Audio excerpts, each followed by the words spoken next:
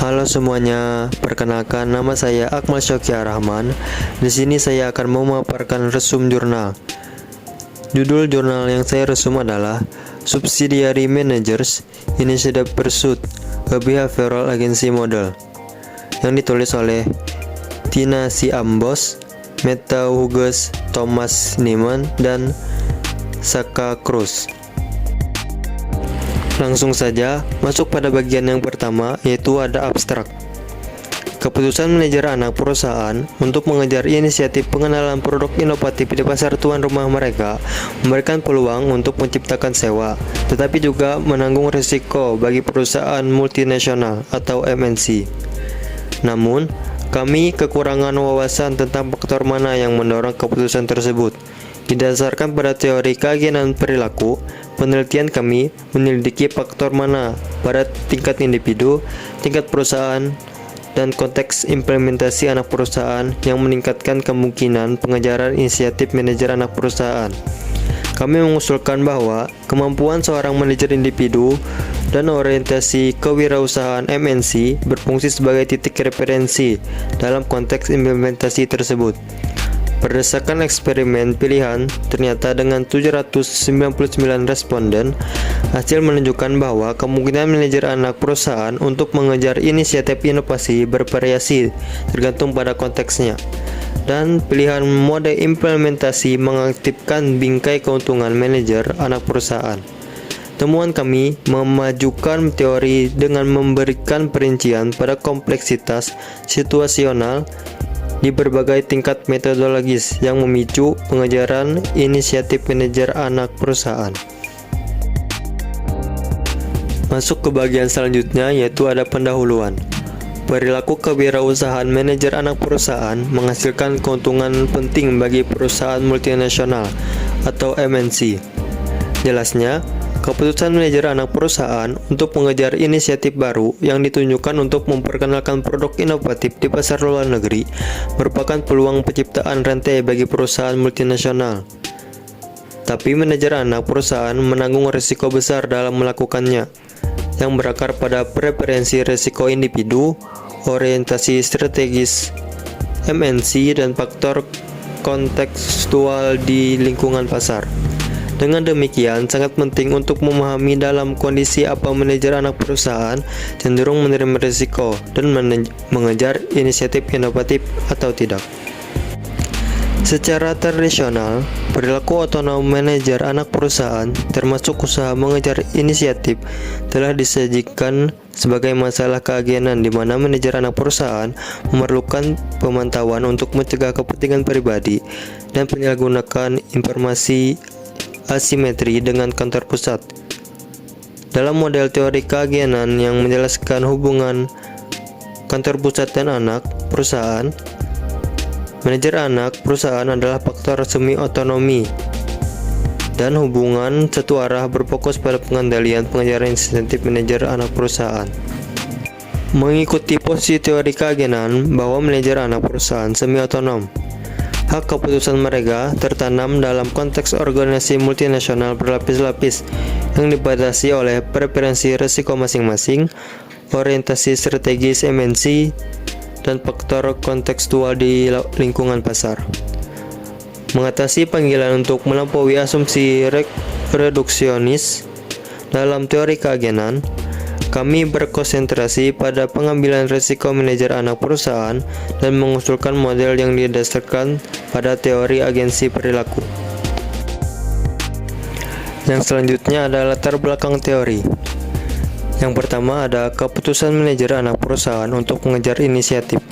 Agensi teori telah banyak digunakan untuk berteori tentang hubungan kantor pusat dan anak perusahaan karena mencerahkan dasar-dasar motivasi dari hubungan yang tertanam dalam struktur diadik.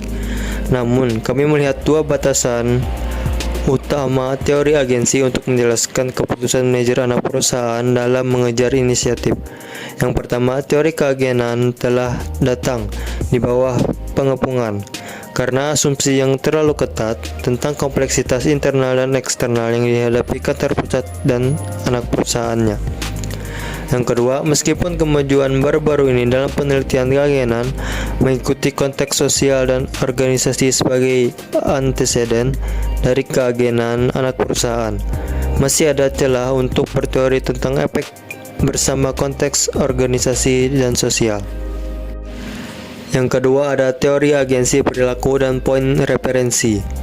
Teori keagenan perilaku menawarkan perluasan dan penyeimbang terhadap teori keagenan tradisional dengan menggambarkan pandangan perilaku perusahaan dan mengarahkan masalah asimetri informasi dalam keadaan atau dalam konteks di mana manajer membuat pilihan mengenai risiko.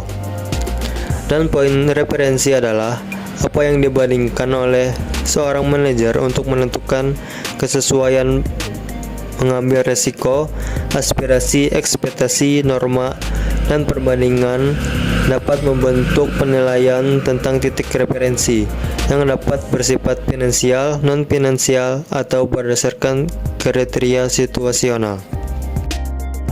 Yang selanjutnya ada model teoritis dan hipotesis. 3.1 Sebuah model agensi perilaku mengejar inisiatif manajer anak perusahaan. Selanjutnya 3.2 Efek utama, kemampuan manajerial dan EO MNC sebagai titik referensi. 3.2.1 Titik referensi tingkat individu, kemampuan manajerial. Ketika manajer menilai inisiatif potensial ini tidak muncul dari proses pengambilan keputusan tanpa tubuh. Kapabilitas manajerial, manajer mewakili kapabilitas yang dengannya manajer anak perusahaan secara wirausaha merakit, mengintegrasikan, dan mengkonfigurasi ulang sumber daya organisasi. Hipotesis pertama yaitu manajer anak perusahaan lebih cenderung mengejar inisiatif inovasi jika mereka memiliki kemampuan manajerial yang tinggi. Selanjutnya 3.2.2 Titik referensi tingkat organisasi MNC EO. EO MNC memberikan latar belakang strategis yang diharapkan untuk dilakukan oleh manajer anak perusahaan.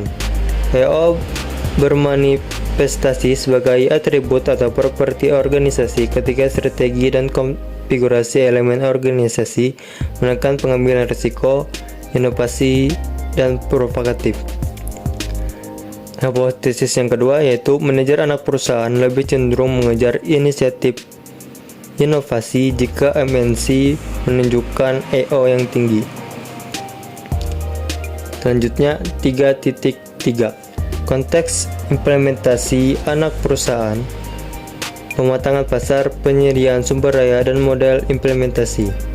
3.2.1 Interaksi kemampuan manajerial dan konteks implementasi, yaitu membangun literatur sebelumnya. Kami berpendapat bahwa kemampuan manajerial manajer anak perusahaan berinteraksi dengan faktor konteks implementasi untuk menentukan dalam keadaan apa manajer dengan kemampuannya merasa nyaman untuk menanggung risiko dan mengejar inisiatif inovasi yang baru. Dan hipotesis yang ketiga yaitu keputusan diambil dari pasar tuan rumah yang matang. Hipotesis keempat, HQ menyediakan sumber daya. Hipotesis yang kelima, inisiatif ini dilaksanakan secara internal. Dan selanjutnya 3.3.2 Interaksi EO MNC dan konteks implementasi. Seorang EO MNC umumnya menetapkan seluruh organisasi pada lintasan kewirausahaan, menyerapkan bahwa manajer anak perusahaan menerima atau dipinjamkan otonomi untuk membuat pilihan strategis, misalnya untuk memutuskan pengejaran inisiatif ketika EO MNC tinggi. Hipotesis yang keenam ada keputusan diambil dari pasar negara berkembang. Hipotesis yang ketujuh, HQ menyediakan sumber daya. Dan hipotesis yang kedelapan, inisiatif ini dilaksanakan melalui mitra eksternal. Yang selanjutnya itu yang keempat, ada metodologi. Yang pertama, desain eksperimental. Untuk memberikan konteks pengambilan keputusan yang realistis, penulis memilih metode pilihan tertentu menggunakan rancangan percobaan sketsa. Sketsa menjelaskan skenario yang harus ditempati oleh responden. Penulis memilih desain sketsa daripada desain berbasis tugas berulang atau desain gabungan untuk menghindari kelelahan atau kelebihan kognitif dan untuk mengurangi waktu yang diperlukan untuk berpartisipasi. Yang kedua ada sampel. Hanya informan kunci dalam posisi eksekutif, misalnya CEO, kepala departemen, dan manajer eksekutif, dan terlibat dalam kegiatan bisnis internasional yang didekati. Pengambilan sampel dilakukan pada tahun 2015 selama 10 hari tanpa pengingat untuk menghindari pengambilan sampel non-acak. Responden harus menyatakan posisi spesifik mereka dalam teks bebas, misalnya apa posisi dan deskripsi pekerjaan Anda, dan responden yang menunjukkan fungsi operatif dan non-eksekutif dikeluarkan. Penulis juga mencocokkan posisi ini dengan deskripsi di database panel Persondi. Tidak ada masalah yang terdeteksi. Melalui langkah-langkah ini, penulis mengumpulkan data secara eksklusif dari para eksekutif. Yang selanjutnya yaitu pengukuran. Langkah-langkah mapan dari konstruksi yang mendasari hipotesis diterapkan untuk menguji hipotesis.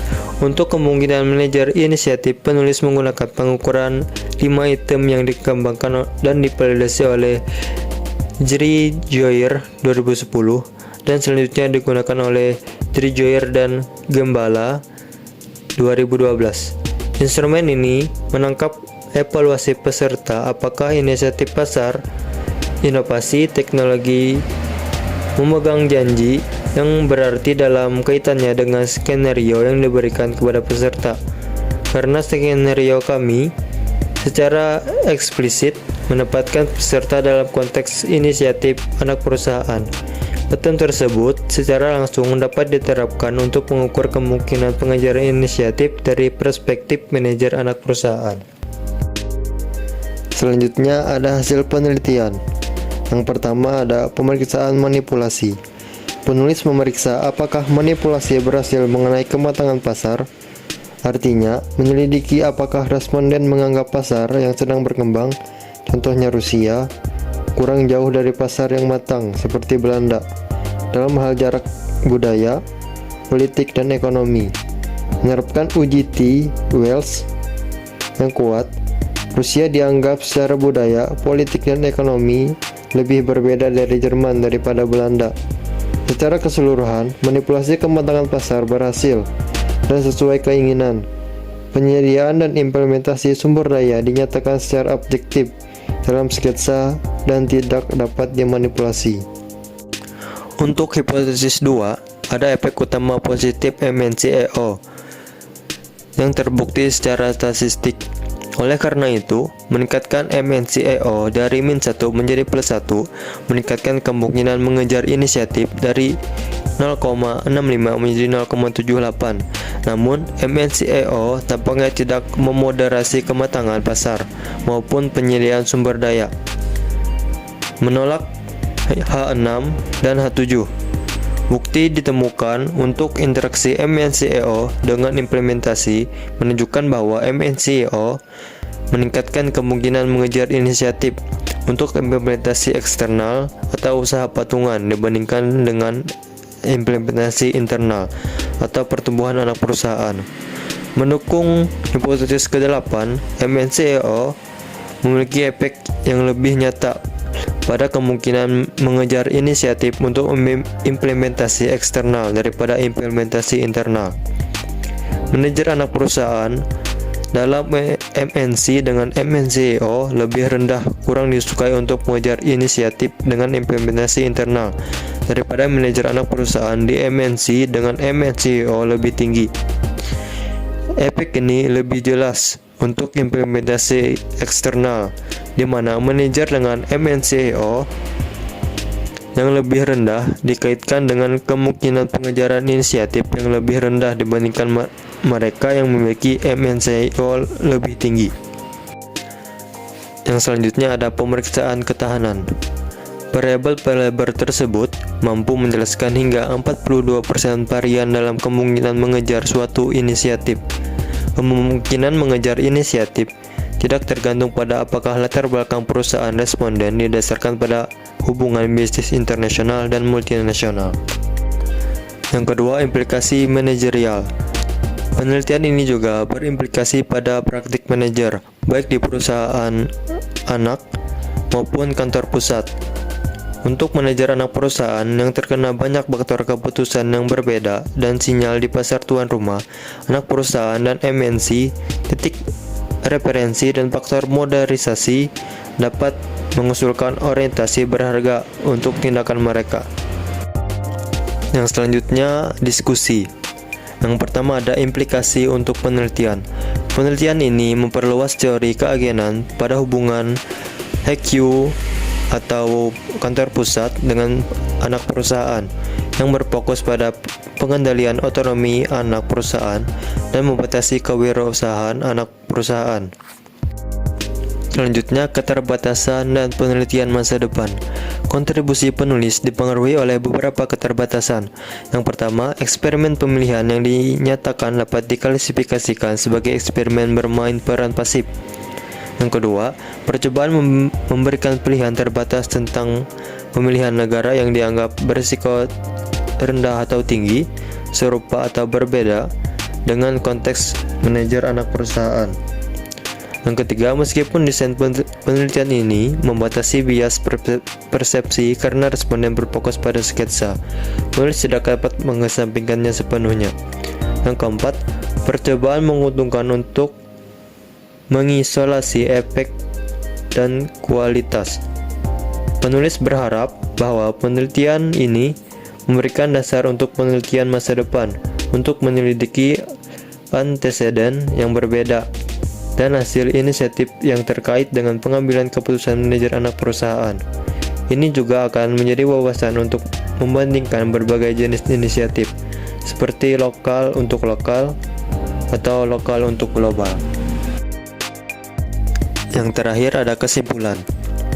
Penelitian ini memberikan modal keagenan perilaku kemungkinan mengejar inisiatif oleh manajer anak perusahaan MNC di anak perusahaan, berkontribusi pada perluasan teori keagenan pada hubungan kantor pusat dengan anak perusahaan, dengan menjelaskan mengapa manajer anak perusahaan melakukan atau tidak sampai pada penilaian yang menguntungkan untuk mengejar inisiatif. Hasil ini menunjukkan bahwa inisiatif dan kemungkinan pengejarannya perlu dipertimbangkan dalam konteks situasional yang lebih luas. Secara khusus, mengungkap interaksi kapabilitas individu, MNCAO, dan konteks implementasi, dan memberikan teori dan bukti empiris tentang bagaimana hal ini secara bersamaan mempengaruhi kemungkinan manajer anak perusahaan untuk mengejar inisiatif. Mungkin sekian pemaparan dari saya.